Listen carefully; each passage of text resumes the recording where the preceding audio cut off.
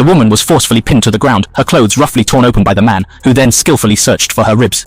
If he finds the most vulnerable seventh rib and strikes it 7 times with a hammer, the woman's eyes will burst, causing her death. This method of killing is both excruciating and mysterious. Even Korea's top forensic expert couldn't determine the true cause of death. The story begins with a high-ranking official's daughter, who left for school in the morning and then vanished without a trace. When her mother called her classmate's number, a stranger answered the phone. Anna quickly reported it to the police, but they didn't take it seriously, since Min-jin often socialized and had even run away from home before.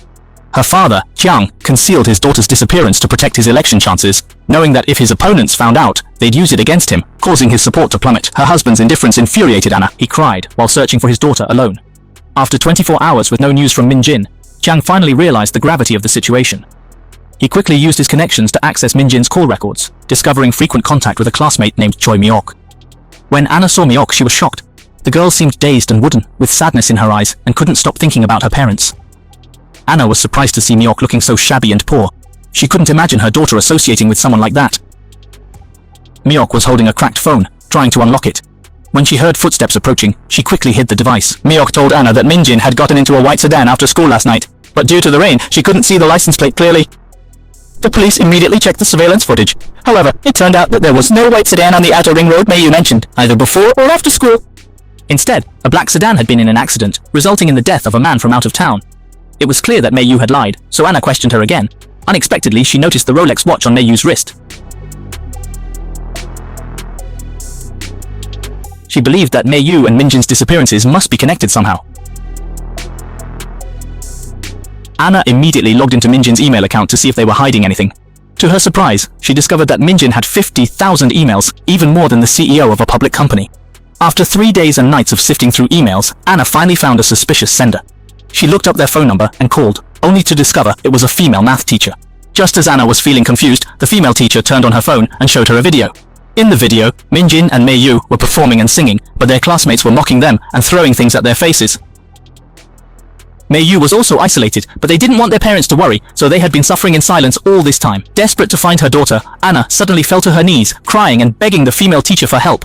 Unfortunately, the teacher didn't know anything more. While Anna was frantically searching for her daughter, Brother Chiang was focused on political showmanship, leading a group of people to clean up garbage in the sewers to canvass for votes in the upcoming election. His disregard for his daughter's situation disgusted the public, causing his support rate to plummet. Brother Chiang realized that people were very concerned about Min-jin's whereabouts, so he quickly devised a plan to exploit the situation for political gain. Brother Chiang's emotional and powerful speech, coupled with his appearance of trying to hold back tears, successfully won the sympathy and support of voters. His approval ratings bounced back to a competitive position. However, Brother Chiang's manipulative actions aroused Anna's suspicions. On the night their daughter disappeared, Brother Chiang hadn't returned home at all. Having lived together for many years, Anna knew her husband well. She knew he would do anything to advance his career. Could Min-jin's disappearance be just another one of his political pawns? Anna found the officer responsible for investigating the case and wanted to view the investigation records, but the officer refused her, citing privacy laws. With nowhere else to turn, Anna went to a fortune teller, hoping to use a spiritual method to locate her daughter's approximate position. The fortune teller then placed a colorful flag on Anna's body. Using the mother-daughter connection to search for Min-jin's location, they then transferred Min-jin's birth details into a freshly killed piglet, so that the pig's spirit would begin the search. As the pig's spirit settled somewhere, Anna suddenly looked up. She felt a strong sense of pain and involuntarily shed tears. She quickly told the police the location she had sensed. The police dogs soon picked up a scent, and they quickly dug up a woman's body. The deceased was Min-jin, wrapped in a raincoat with wide-open eyes and skin covered in scars. She must have suffered multiple injuries before her death.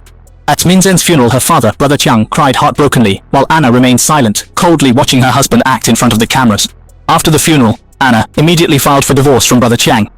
Anna didn't have concrete evidence, but she felt that Brother Chiang was involved in her daughter's death. Brother Chiang, however, cried and swore that he would never harm his own child, no matter how evil he might be. But Brother Chiang couldn't be 100% certain whether Min-jin was killed by a rival due to the election campaign. To ensure Anna's safety, Brother Chiang had decided to kill Min-jin.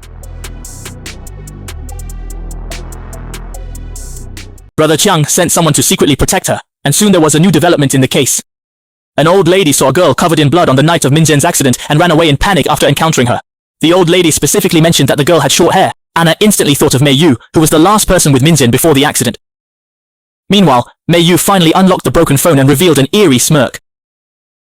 The police detected dried bloodstains on Mei-yu's shoes, and DNA comparison confirmed it was Min-jin's blood. Mei-yu claimed the bloodstain had been there for a while. She said when she and Min-jin were crossing the road, a car unexpectedly ran a red light. She pushed Min-jin away, causing her to fall and scrape her knee. She said the blood on her shoes was from that day. Anna, however, became emotionally agitated after hearing this explanation.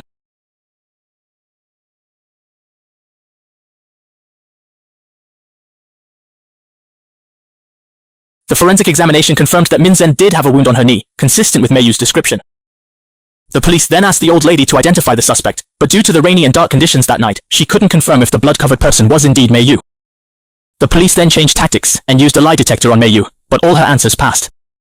The case once again reached a dead end. Upon returning home, Meiyu quickly received a text message.